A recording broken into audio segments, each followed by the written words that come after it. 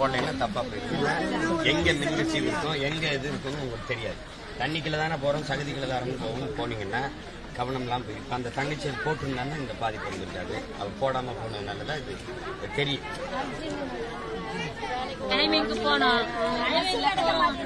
அதை சொல்ல முடியாது. அர்ஜென்ட்டுக்கு வந்து உயிர் போயிடுச்சுன்னு சொல்ல முடியாது. உயிரை விட இந்த உயர்ந்தது ஒன்றும் இல்லை. அதை நம்ம தான் பார்க்கணும். புரியுதா? நம்ம தான் பார்க்கணும். தைரியமா இருக்கு.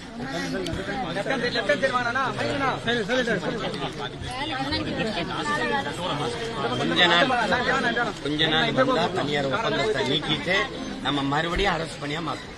நீங்க தைரியமா இருங்க.